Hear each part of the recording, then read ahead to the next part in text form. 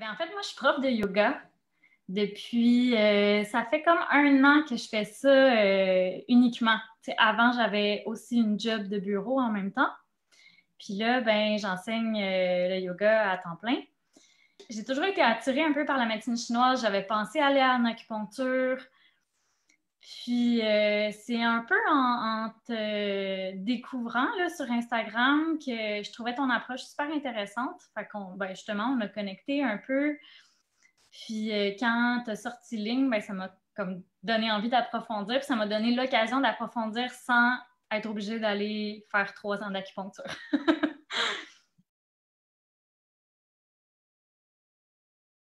J'ai pris la version pro parce que je me disais que ça pourrait être une offre intéressante à ajouter à ce que je fais déjà.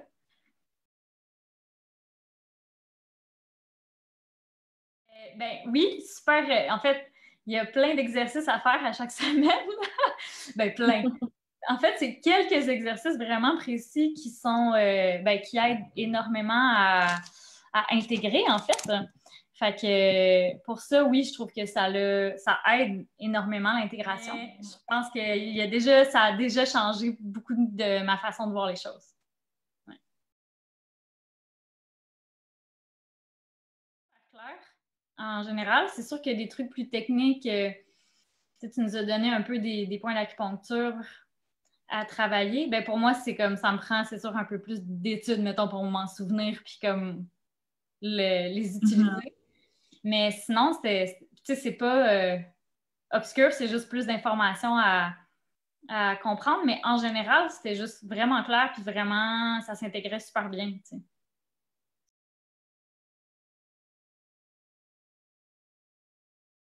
Pour vrai, le fait que j'aie des exercices à faire, c'est d'être comme obligée, entre guillemets, d'intégrer les choses, puis je fonctionne bien avec ça. Là. Personnellement, je sais que quand j'ai des comptes à rendre, ça m'aide vraiment à intégrer les choses.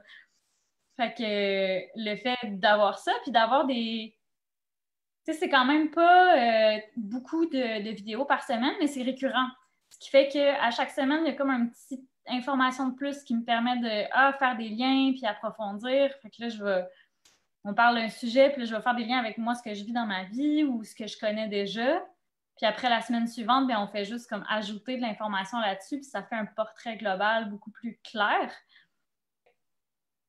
Justement, le fait d'avoir des petites informations à chaque fois, je peux me l'approprier beaucoup plus facilement, puis faire des liens avec ce que j'ai déjà plus facilement que si c'était, je sais pas, à l'école, des gros cours magistraux de 3 heures où ce que là, tu as full d'informations, un gros, tu sais, quasiment tout le système au complet on te donne, tu sais.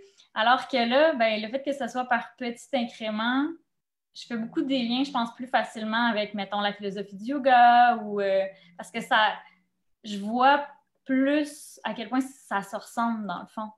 En fait, c'est que c'est plus juste mental. Ça change le regard, mais de façon intégrée. Puis, qu'est-ce que je voulais dire? J'aime beaucoup la façon, en fait, la façon chinoise d'imager les choses. C'est d'exprimer les choses qui est très, très imagé. Fait que ça me parle beaucoup parce que chaque concept qu'on a vu peut être vraiment plus approfondi que ce qu'on a vu, mais c'est pas important, tu sais. Ce qui est important, c'est que d'abord, tu goûtes ce que ça veut dire dans ta vie, puis après ça, tu pourras approfondir un peu plus. Vraiment, ce qui m'a vraiment parlé, puis qui était un concept que je connaissais pas du tout de la médecine chinoise, c'est les possessions. Et puis l'énergie agressive, ça m'a vraiment... ça m'a amené vraiment un autre regard sur ma façon d'agir, puis la façon d'agir des gens autour de moi aussi. C'est super drôle. Là, maintenant, moi et mon chum, on est comme Ah, ça, c'est une possession, ce que tu fais. Mais ça permet vraiment de dédramatiser les choses, en fait. Mais ouais, ça a amené un regard vraiment différent, puis qui m'a amené à autant me responsabiliser sur mes problèmes ou mes euh, déviations, un peu, si on peut dire ça comme ça. Puis autant, en même temps, ça enlève un poids, tu sais. Mhm. OK, tu sais, je fais ce que je peux, puis je vois qu'est-ce que je veux travailler en ce moment, puis je veux pas tout travailler en même temps, puis me dire que si je réussis pas, je suis pas une bonne personne, tu sais. Fait Ouais, que, c'est ça, j'observe. Puis c'est là que tout le sens vient, tu sais, à force d'observer qui je suis, genre, qu'est-ce qui prend possession de moi, etc. C'est bon que tu nommes ça parce que justement, c'est un concept que peu d'acupuncteurs connaissent, le concept de possession, tu sais. Mais en même temps, on en entend parler, mais à part savoir quel point utiliser pour ça, on les utilise pas vraiment, puis on sait pas, tu sais. Fait que c'est sûr qu'il y en a, là, mais c'est une petite quantité. Donc, ça a été une belle découverte aussi pour les acupuncteurs du programme qui se sont mis à comme intégrer ça, là. Fait que, mais c'est intéressant que tu en parles parce que justement, c'est tellement pas limité à l'aiguille, tu sais, c'est juste un art de vivre, une connexion à soi, puis de reconnaître en fait juste ce langage-là, puis ça nous permet de transformer la perspective. Donc, c'est intéressant que ça ait fait du sens pour toi. ouais. Cool. Je Est-ce que pense tu aussi. voulais. Oui, Ouais. vas-y. Ben, ce que je dirais aussi que tu m'as beaucoup apporté ben, que tu apportes beaucoup dans le programme, c'est comme tu dis, le mindset de chercheur. C'est Hmm. vraiment observer. Puis on dit tout, tu sais, en yoga, on dit tout le temps ça, là, s'observer, blablabla. Mais je trouve que la façon dont tu l'amènes est vraiment très concrète. On dirait que là, on a des outils réels pour s'observer, puis comment se poser des bonnes questions, parce que c'est pas évident pour tout le monde de se poser des bonnes questions, tu sais. Hmm. Puis ça, c'est dans, peu importe le concept, tu vas amener ça dans vraiment, jusqu'à date, vraiment dans toute la formation. Puis je pense que Hmm.